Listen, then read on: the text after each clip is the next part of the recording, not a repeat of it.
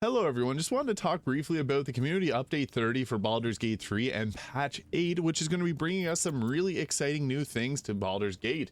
Now, one of the things that I think is actually pretty crazy, so I'm just going to skip down to this part here because I think this is one of the most crazy parts of this. With the continued support of mod authors and community testing out our new features, we have big updates still to come, including adding even more functionality to be able to tell your own stories. What does this mean? What does this mean? I don't know, but I'm extremely excited about that.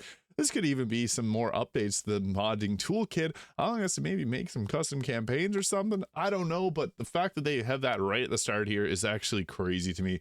I kind of overlooked this earlier, but just rereading that, that's insane. But I just want to talk about all the new updates. Obviously, the most exciting part is the unannounced 12 new subclasses, one for each class that'll be coming. I'll be touching on that briefly, but I went over it in greater detail in a video I posted earlier today. This is crazy though. This community update 30 just brings a whole lot of good things. So over to 3,000 mods and downloaded over 70 million times. So there's a lot of good things happening in the modding community. But again, more functionality to be able to tell your own stories. Let's see what that means. Maybe new quests, new areas. We'll wait and see. But before you bid Faerûn at AU in a Search of Stranger Shores, we have one more major patch waiting around the corner. Arriving next year, this update will introduce some of the most eagerly awaited features to Baldur's Gate 3. Crossplay and photo mode and 12 new subclasses. I would have been just happy with the crossplay and the crossplay and the photo mode, but 12 new subclasses is crazy. Larian Studios, developer of the decade. Crossplay, whether you're joining PlayStation 5 players from PC or jumping in a game with Mac users from your Xbox, Baldur's Gate 3 multiplayer will soon feature full cross-platform progression, including crossplay as well as the gaming gods intended. This is huge. So you can now play with, or you can, once this update drops, be able to play with people cross-platform. This is huge. So players on PC will now be able to play with players on Xbox and PlayStation 5. That's massive. I just think that that's amazing that they're adding that crossplay. I understand why they didn't add it at the start. They wanted to obviously wrap everything up before this gets implemented. Also, Baldur's Gate 3 is on sale right now for Black Friday, 20% off. If you don't currently have it, go get it. You have to. It's that good. Best game of the year. Best game of the year 2024. Best game of the year 2023. It wasn't even released in 2022. It was the best game back then. So yeah, this adds new subclasses and one for each of the classes. So that's huge. I guess I'll go through them here. I did go in a bit more detail in another video, but College Glamour Bard, which allows you to give temporary health points to your teammates, 5 temporary health points, but when they get attacked, it'll charm the enemy. And then you can apply the Mantle of Majesty here, which your targeted charmed enemies can be commanded to flee, move closer, freeze, or drop to the ground, or drop their weapon. That's pretty huge. So we'll have to see how this all gets implemented, but there's unique icons for all of these. So you can see here, it looks a little bit different from the other Bard subclasses. So that's really cool. We also got the Path of the Giants, being able to turn large and throw enemies around. That's fun. Increased carry capacity as well. And yeah, this one's fun. I've messed around with it in the in-game mod manager. It's pretty effective overall. Also, lightsabers just got added to Baldur's Gate 3 on console and PC. But yeah, the Path of the Giants is it's more of a throwing build than the Throw Zerker. Very fun. I know some people will use this in Dungeons and Dragons, so this one's for them. Then we also got the Death Domain Cleric, which is fun. You get Toll the Dead cantrip, and which is a cool ability, the homebrewed ability to explode nearby corpses, where I think this becomes really fun. There's a commenter on Reddit that mentioned this. You can have a Karlach barbarian, giant barbarian, throw out a bunch of corpses, and then have Shadowheart the Death Cleric explode the corpses for literally like an exploding nukes, just throwing them around. That's a fun idea. I think that that's hilarious. But also there is a unique icon here. So we do got a new icon for the Toll of the Dead. Very nice. There is that mod in the Mistress spells, but hey, the more the merrier, the more the better. We also get the Circle of the Stars Druid, which gives us 3 different astral forms. You get the Starry form, you get the Chalice form, you get the Dragon form. The Archer form gives you the ability to add radiant little arrow attacks to your attacks after spell casting. The Chalice is more so for healing, and the Dragon gives you a bonus to your Constitution rolls so that you can hold your concentrations longer. This is a fun one. You can have the role of a healer, a fighter, or a strategist. I think it's awesome. The Bard, or the Druid, deserves more love. I think it's great to get another subclass. Now, some very big surprises. The Oath of the Crown Paladin. I'm very excited to see what this does. It gives us the righteous celerity to taunt enemies with strategic interruptions, keeping your party standing strong with the divine allegiance. So absorbing their damage while restoring their health. Cool. I love the Paladin. More subclasses, the better. Arcane Archer. This was one that we previously already got in mods. So this will be exciting to use because I know a lot of people love Archer style classes, and there wasn't a fighter dedicated to being an Arcane Archer.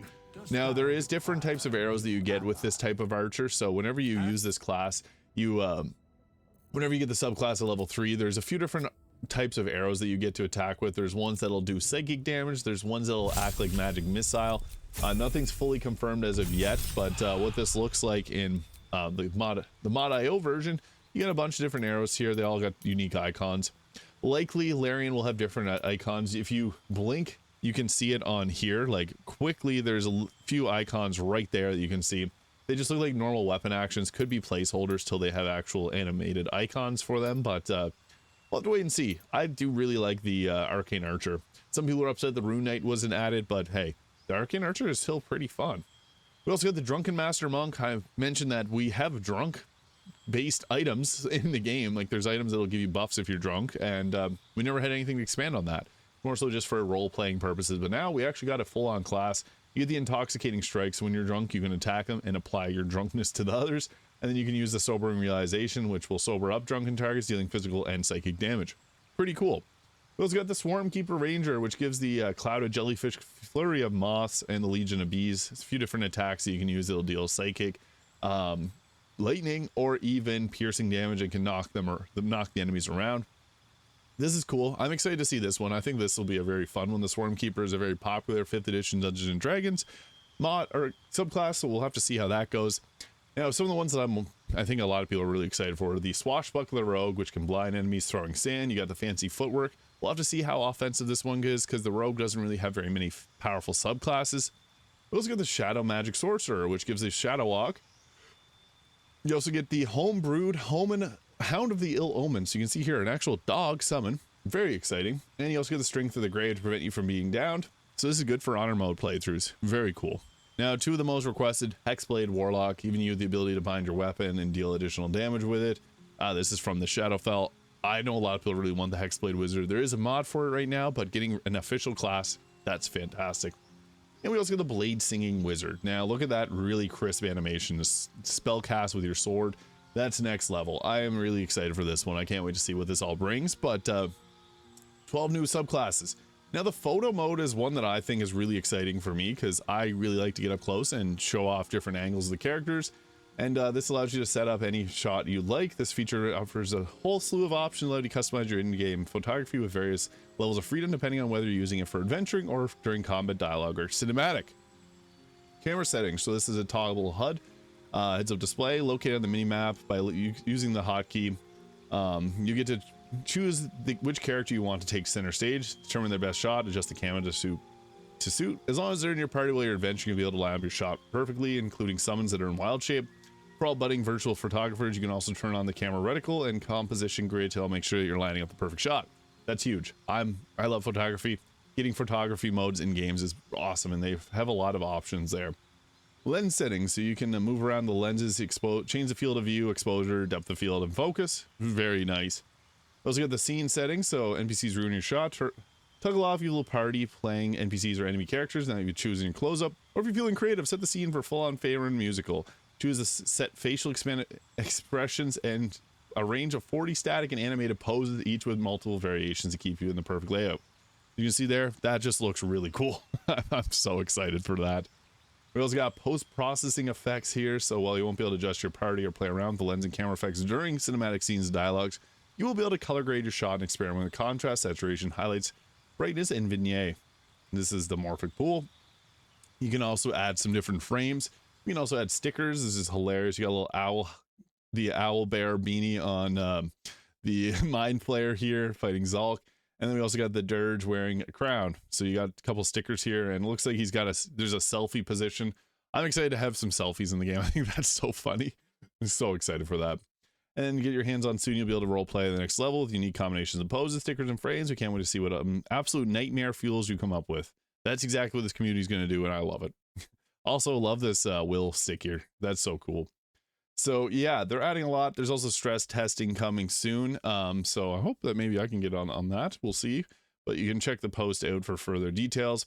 And also, just want to make a note here that since they had it here, best community support nomination at the Game Awards 2024. Go vote for Larian. I made a video on this. Go vote for them. They deserve it. With adding 12 new subclasses to the game over a year and like almost a year and a half whenever this will launch after the game has came out, they deserve their flowers. They deserve the world. Larian has done so much for us. So there's also a very Larian Christmas with December on our doorstep. We're once again bringing back a little advent surprise featuring a series of little treats and for the naughty and nice. Keep an eye out December for puzzles, turn rewards you'll cherish and remember.